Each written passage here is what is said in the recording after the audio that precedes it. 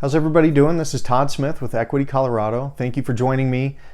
These are quick real estate related tips, trends, and topics. And today we're going to talk about that psychological leap from going from renting to purchasing a home. So this could be relevant to somebody that has owned a home in the past but has been renting for the past few years, or a brand new home buyer, a first-time home buyer. And I call it a psychological leap because that's exactly what it is. It is a big mental shift of going from renting to home ownership. And I hear a lot, and I feel like one of the biggest hang-ups that people have, or one of the biggest hurdles that people have, is when they look retrospectively, when they look backwards in time and say, well, you know, I've been here for 5 years, or I've been here for 10 years, and this is what homes used to cost.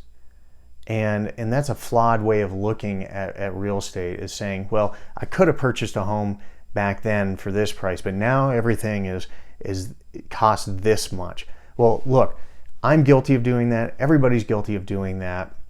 But if you do that, you're not looking at your current situation, and you're not looking at real estate as a long-term investment. And that's the biggest and easiest way of making that switch and saying, hey, this isn't a short-term investment here. I'm not a short-term investor that's flipping properties and needs to look at every month, every season, every year. I am looking at real estate as part of my overall retirement plan.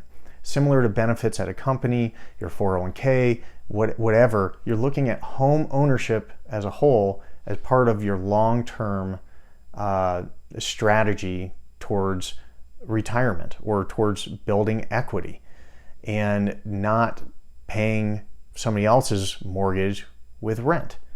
And so the first leap in it here is not looking backwards. You know, don't fall victim to that trap. And the second part is believing in the real estate market and looking at the real estate market as a long-term investment. And yes, there's going to be some ebbs and flows, and there always is. But the thing is that the market ebbs and flows for the most part together. So if you end up having to sell your home during an ebb or a lull in the market, then you're most likely going to be able to purchase a home in the lull in the market. So you're comparing apples to apples, if that makes sense. And same thing too is when the market is really strong, interest rates tend to be fairly low and competitive, and vice versa. When the market takes a dip, interest rates a lot of times will go up. So there's a little bit of an equalization there. And so if you look at it in the short term, it can be very, very intimidating. It can make you feel like there's going to be some sort of crash, and then you're going to end up, in underwater and all this stuff. But really, if you look at real estate in the same way you look at the stock market, you got to get your foot in the door. You got to look at your current situations. You got to, live within your means and purchase a home within your means.